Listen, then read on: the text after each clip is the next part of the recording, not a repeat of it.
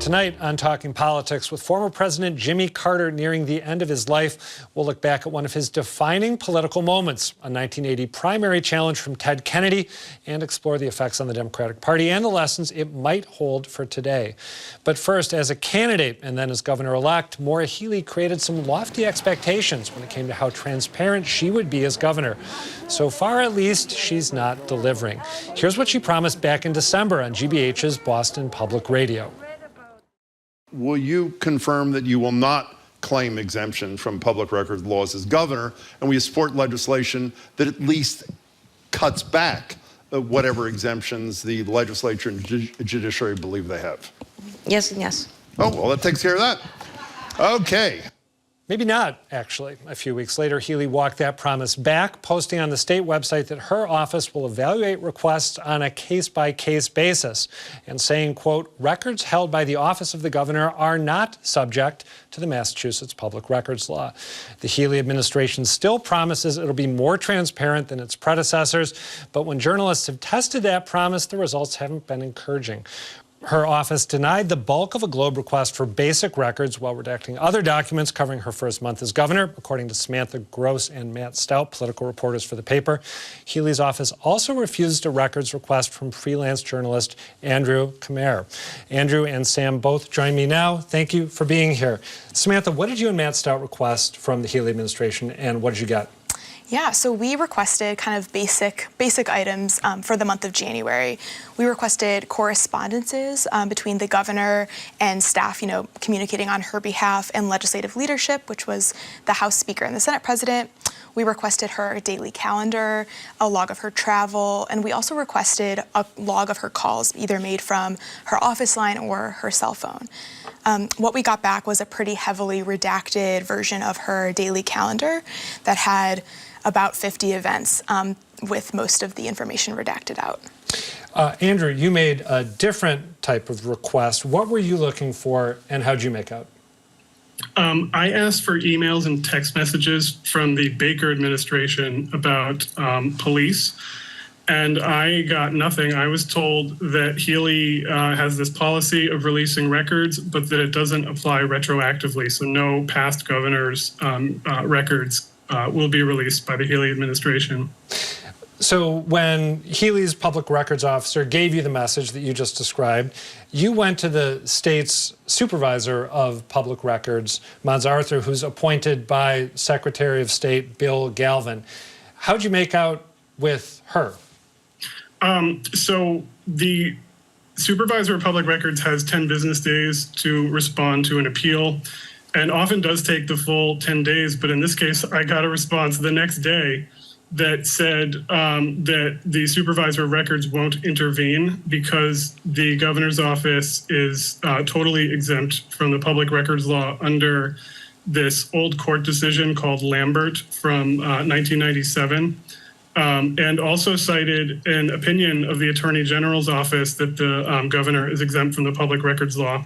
And that opinion was written in 2017 when Maura Healey was the Attorney General. I want to step back just for a second and get you two to explain why the materials that you were requesting are of interest, not just to the press, but to members of the public. So, Samantha, could you start off, and then Andrew will go to you. Why is the stuff that you and Matt tried to get stuff that we should be able to have access to? Yeah, I mean, the day-to-day kind of proceedings of the governor's calendar helps people understand who she's meeting with, the priorities that she's elevating, in her first few months as governor. And it also allows people to hold her accountable to things that maybe she said on the campaign trail or has said, in her first couple weeks as governor, that, they'll be able to compare what she's actually doing versus what she says. Andrew, how about the retroactive records that you were looking for? Yeah, I mean, the same idea that you should be able to see who the governor's emailing and what he or she is saying. And in the case of the police emails, Charlie Baker, during his tenure, he's responding to this massive state police overtime scandal and other state police scandals. And he also signed in 2020 a huge police reform bill into law.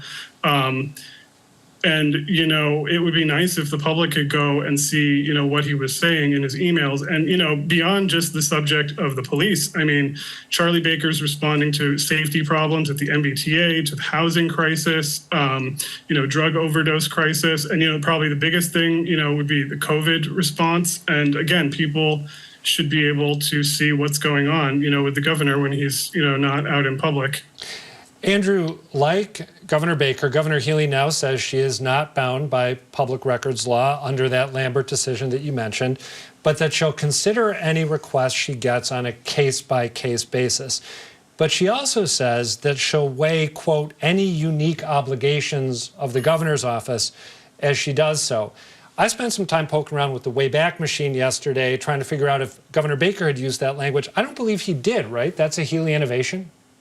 As far as I know, yeah, that's a Healey innovation. And I think this is just another way of saying that she's responding to things on a case-by-case basis rather than following the statute as written. I mean, just for people's context, the public records law has a number of exemptions like personal privacy, ongoing policy-making discussions, law enforcement investigations, building and cybersecurity, and a lot of other things.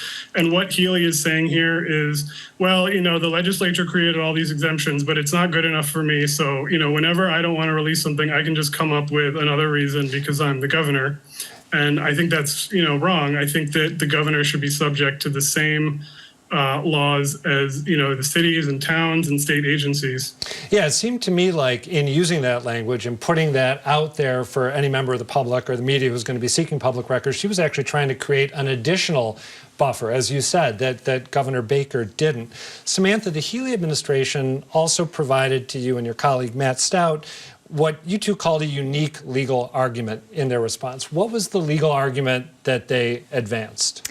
Yeah, it was kind of two-part. So with the calendar that was heavily redacted, they cited a public records exemption, Exemption N, which is the one that Andrew just mentioned, that has to do with public safety, or like building safety and cybersecurity. And so that typically exempts things like blueprints of buildings, building plans, like emergency kind of evacuation plans, things like that.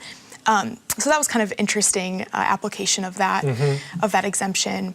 On the other piece, they didn't cite a specific exemption that's in state law, but they basically said that allowing us access to her emails and calls would interfere with kind of her day-to-day, the way that she's able to operate as governor, basically interfere with her day-to-day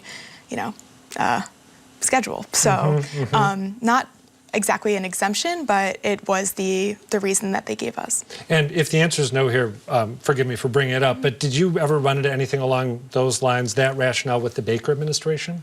I did not cover the Baker administration for as long as I've, I came in kind of. Forgive me, I should have, But yeah, I mean, I think that people found, it difficult to still, request records from the Baker administration, given the, Massachusetts governor's kind of, they've been citing these exemptions since 1997 when this Supreme Judicial Court case decision was made. Andrew Qumer, how about you? Did you run into, when it comes to that new principle that Samantha just described, Governor Healey's office articulating, did you run into that in the Baker years, or is that also a Healey innovation?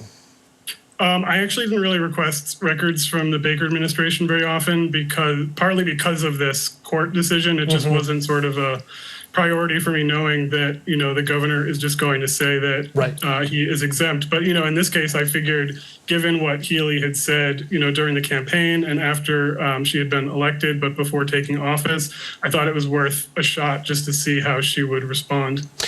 I want to ask both of you, the Healey administration, starting with the governor, has made it a mantra that she's going to be more transparent than any governor before her. She has said it in some way, shape, or form. Her spokespeople have said it, as we just mentioned. I think we mentioned, it says it on this governor's office public records site. They'll be more transparent than any other administration. It sounds great. Is there any evidence at all that suggests she actually means it? Yeah, I mean, I think it's hard to compare when, her predecessors have been kind of equally shut down when it comes to public records requests. I have found, in the first few weeks and months, some of the things I've requested I've gotten quickly when it comes to, communications that were kind of transmitted to the governor's office. I was able to get not by means of public records request, but by just simply asking her office for them. But I don't think we really know yet. I think it's still kind of left to be seen how quickly she's going to be responding to actual public records requests and things like this. If we request the same things next month, will it look different? I think that will probably give us our answer. Andrew, what do you think? Do you see any reason to take that promise seriously? Talk is cheap. I mean, I think maybe there could be marginal differences in how she responds to requests for information, but I think what she really needs to do is to tell the legislature that making the governor's office subject to the public records law is a priority and that she wants to see a bill this session and that she's, willing to sign it. And, until then, I think she needs to just follow the public records law as written and not claim that just because she's the governor, she can do whatever she wants. Until she's subject to the same laws that, the mayor or the, town manager or select board of, the municipality where you live, the same law that they have to follow, then I think, just saying she's transparent is meaningless. One more question for you, Andrew. People know, I think, how to find Samantha's work. They probably know where to get the Globe, how to get the Globe. If people are interested in your coverage of this issue and other issues, how do they find your reporting? I write a Substack newsletter. It's called The Mass Dump, and you can find it. I love that name. It's so good. It's andrewqmr.substack.com. All right, Andrew Quamere, Samantha Gross, thank you both. Thanks for having me. Thank you. Thanks for having me. And as we take a closer look at Governor Healey's political agenda over the coming weeks and months, we'd like to hear what you think. Do her priorities line up with the issues that are top of mind for you? What should she be focusing on in your view? You can let us know at gbh.org/Healey-agenda. Next up, former President Jimmy Carter has entered home hospice care in Plains, Georgia. In a statement, the Carter Center said the 98-year-old had, quote, decided to spend his remaining time at home with his family instead of seeking additional medical intervention. More than any former president in recent memory, and maybe ever, Carter's public life has been defined at least as much by what he did after leaving the presidency as what he did during it. After exiting the White House, Carter wrote dozens of books, monitored elections, and mediated conflicts across the globe, and volunteered with his wife, Rosalind, for Habitat for Humanity 1 week every year. As president, though, Carter had more than his share of struggles, including runaway inflation, diplomatic setbacks, PR struggles, and a famous primary challenge in 1980 from then Massachusetts Senator Ted Kennedy. Joining me now to look back at that race and what it meant for the Democratic Party and American politics then and now is Peter Ubertasio, a political scientist and vice president for academic affairs at Stonehill College. He's also the board chair of the JFK Hyannis Museum. And we're joined by Paul Watanabe, professor of political science and director of the Institute for Asian American Studies at UMass Boston. Thank you both for being here. Thank you. Peter, you and I have emailed a bit about that 1980 contest over the course of the week. My sense is that you see Kennedy in that moment losing a short-term battle for political influence, but ultimately in the ensuing years winning a bigger war. Is that a fair characterization?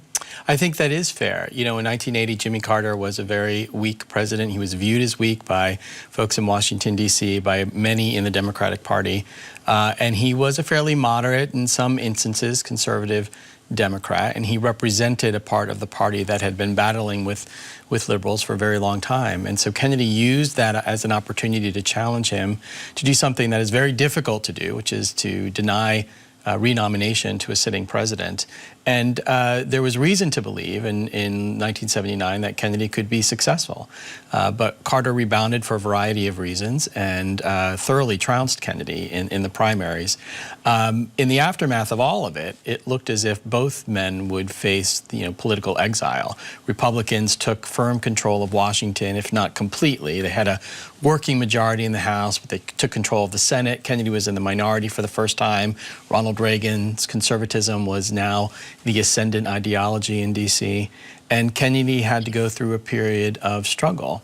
I don't think you would have predicted during those early days in the aftermath of 1980 that he would become a senior statesperson in the party, that he would be thoroughly recognized as one of the greatest senators in American history. It took a lot of effort for him to do that, but ultimately he would become, within the working party itself, the more revered figure. Paul Watanabe, you and I have also talked about that race and what followed it. You've got a bit of a different take on what the outcome was and what the outcome meant, right? Well, the relationship between the two was a fraught one in 1980. There's no question about it. And you see the trajectories of the two individuals. You see Jimmy Carter, in some respects, the surprise and accidental president emerging in 1976. And you see Ted Kennedy, the scripted individual from the time his brother became president in 1960. There's a sense that he was going to become president of the United States someday. It was all scripted to happen. But in some ways, things got in the way in terms of Ted Kennedy's relationship with the possibility of being president. Chappaquiddick intervened and made it difficult for him to be a candidate in 1992, 1972, or 1976. But in 1980, Ted Kennedy chose to take on the sitting president of his party, and that was and the challenge is the greatest, most significant challenge we've seen in recent times of an incumbent president being challenged by someone from within his own party. And yet he failed in that attempt to unseat President Carter in 1980. And despite the fact of his wonderful speech at the convention, the one that the dream shall never die speech, the dream may never die, but his own aspirations, I think, died in 1980. He had one shot at the presidency. I think he failed in that regard. And I think he never had a shot at doing so. And the facing an electorate larger than the Massachusetts electorate was going to be difficult for him. And his ability as a senator was the fact that he was able to be elected loyally by his constituents here in Massachusetts and make a point at it, but he never was able to extend beyond that Massachusetts electorate in terms of securing a national position. You brought up Kennedy's speech in 1980. I want to roll just a little bit of it. I've seen many times the dream shall never die close that you mentioned. I hadn't seen the entire speech before, and there was one moment that really jumped out at me when Kennedy, to my eye and ear, basically accused Carter of abandoning the soul of the Democratic Party. Let's take a look. It is the glory and the greatness of our tradition to speak for those who have no voice, to remember those who are forgotten, to respond to the frustrations and fulfill the aspirations of all Americans seeking a better life in a better land. We dare not forsake that tradition. We cannot let the great purposes of the Democratic Party become the bygone passages of history. Peter, that's a pretty heavy accusation. What did Carter do to elicit that charge from Kennedy? Well, first of all, I mean, that just is one of the greatest speeches that you're likely to hear if you're watching political conventions. Fantastic speech, and so you've got this really interesting dynamic where Kennedy is the defeated candidate giving the memorable speech, one that will far outlast the 1980 election. Well, Carter, there were a few things. One, Carter and Kennedy had, as Paul said, a very tense relationship. Personally, these were two men, very different personalities, very different approach to politics. And Carter, again, as Paul said, is kind of this accidental president. Instead of choosing to bring Kennedy into the fold, he really keeps Kennedy at arm's length. And on certain issues, particularly health care, Kennedy found that it was just something he could no longer stand. Carter had promised in 1976 that he was going to have a much more progressive vision for health care. Mm-hmm. When he came into office, it became a very pragmatic, fairly conservative approach. And Kennedy and his team decided they could no longer watch Carter take these issues that meant so much to not only Kennedy, but to the larger party, and pursue it in a way that was almost guaranteed for failure. Paul Watanabe, I was going to ask you actually to weigh in on a bit of Carter's concession speech and his legacy, but did you want to add to what Peter just said? Well, a bit of an unfairness, I think, on Kennedy's part in terms of the legacy of Jimmy Carter on issues of liberal concern. Think about it. He was a Deep South senator, Deep South governor becoming candidate for president of the United States. The first time, I think, since Zachary Taylor in 1848 that we had a Deep South governor as running for president of the United States. And it's not simply that. It's a contrast to the last governor that we had running for president from the South. Remember, we had George Wallace running in 1972. So the stark contrast between Jimmy Carter, someone who fought segregation in the South and really fought it with even in his own family. Segregationists in his own family is a deeply important civil rights message to the country. And the fact that Jimmy Carter is the first one to really shed light on the issue of the energy crisis here in the United States, something that became a very big issue and a very liberal concern subsequently.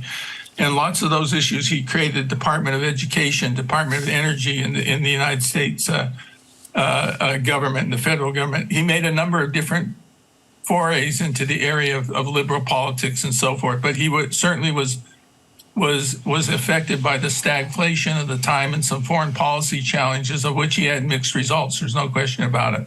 I have been going to ask you to talk about Kennedy's legacy, Carter's legacy moving forward. You've just done a great job of highlighting some things that people should bear in mind. Let's just show a little bit, or look at a little bit of Carter's concession speech, where he expressed a desire that despite losing so badly to Reagan, some of the things he'd done were going to stand the test of time. I've not achieved all I set out to do. Perhaps no one ever does. But we have faced the tough issues.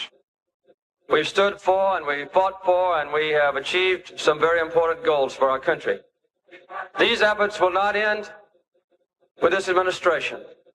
The effort must go on, nor will the progress that we have made be lost when we leave office. It was also striking when I watched that particular speech, the sincerity and enthusiasm with which he urged all Americans to get behind Ronald Reagan, help Reagan achieve what he wanted to achieve for the country, stand behind the new president. It maybe should not be striking, but we're in a moment where that kind of sentiment is striking, and it was affecting to watch that. I wanted to get both of you to take a look at another piece of video. This is my colleague Peter Kadzis, our senior political editor here at WGBH. I asked him to do some of what I'm asking you here today to do, to reflect on the influence that campaign had on the Democratic Party moving forward. Here is what Peter had to say. Ronald Reagan was the game changer for the Democrats. He not only changed politics in Washington, D.C., he revolutionized politics across America in a way that no one had done since FDR. Bill Clinton is the sort of bastard child of Ronald Reagan. You look at Obama and you see two strands of the double helix of a DNA together. You see a little bit of Clinton and you see a little bit of Ted Kennedy. That doesn't mean Ted Kennedy isn't a significant historical figure, but his run against Jimmy Carter is ancient history. Peter Ubertasio, was there anything about Carter that paved the way for Clinton, to your mind, in addition to the fact that Carter lost really badly to Ronald Reagan? Was he a proto-Clinton in any way, shape, or form? Well, Clinton and Carter do share a very important heritage. They are moderate Southern governors in the who took on states that were thoroughly segregationist. Clinton was fairly young when he was elected. Remember, he goes back to the 1970s also, as he's organizing and then first becoming governor of Arkansas. And both Arkansas and Georgia had very fraught histories with segregation, and so Carter and Clinton represent a new era of Southern governors in the Democratic Party, but they also represent the final moment of Democrats in power in the South. It's from Carter to Clinton, the South, which had been already starting to move Republican, becomes thoroughly Republican. So that today it is the most Republican part of the country. They are really unable to consolidate their gains as very successful governors into successes for the Democratic Party. Paul Watanabe, I want to talk about the moment that we're in right now. Is the memory of this 1980 primary fight one reason that we're unlikely to see a big-name Democrat take on Joe Biden in 2024, despite some of the struggles Biden has had? Well, one of the important things about the victory of Jimmy Carter is it really set a tone for subsequent victories by Democrats in the White House. If you really think about it, there was a sense in which we saw Jimmy Carter as an accidental surprise choice in 1976. We saw a similar dynamic in terms of Bill Clinton in 1992. He was a bit of a surprise.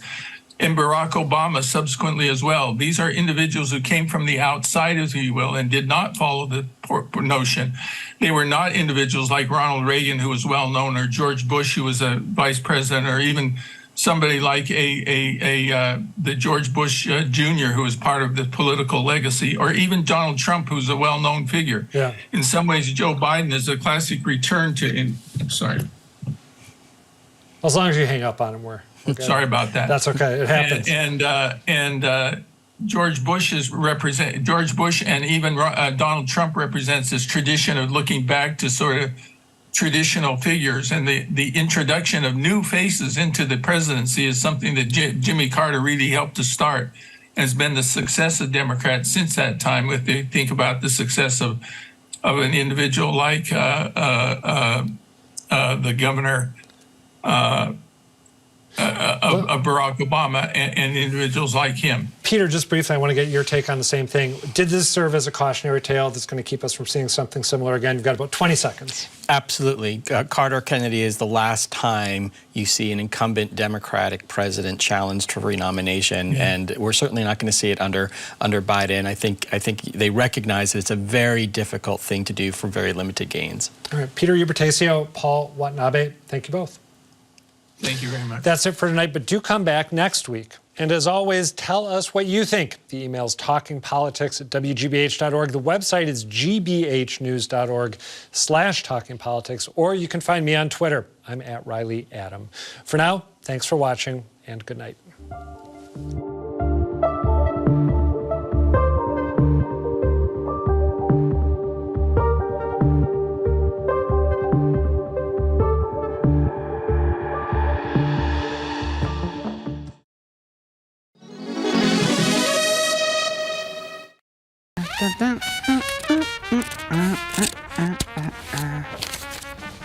Wait, did I just commit a crime? Hey folks, I'm Edgar B. Harwick III from GBH's Curiosity Desk, where you ask questions and I find answers. Today's question comes courtesy of Betty Davis from Gloucester, Massachusetts, who wants to know, is it in fact a crime to remove these labels? Now, you find these guys on pillows, mattresses, even a lot of winter coats, and the reason why is because you cannot see what is inside of those items. Now, today, pillows, for example, are usually stuffed with feathers or cotton or some kind of synthetic material. But according to Maggie Terry, back in the day, they put some pretty gnarly stuff in the stuffing. I mean, it used to be years ago, they'd throw anything they wanted to into the bedding. Newspapers, dirty rags. Horsehair, used hospital or hotel mattresses, corn husks. Sweepings off the floor, part of their lunches, droppings, I mean, anything. For starters, that's disgusting, and furthermore, it's dangerous and unhealthy. So today, a lot of states require these labels that tell you what is inside of the item, and it is against the law to remove them. Sort of. Retailers and manufacturers can be fined if they remove the labels, but once you buy it or I buy it, if you read closely, most of these end with the line, "except by the consumer." So there you have it. Feel free to rip away. Don't forget to follow and tell us what you are curious about, because hey, I might just look into it for you. I'm Edgar B. Harwick III. Stay curious out there.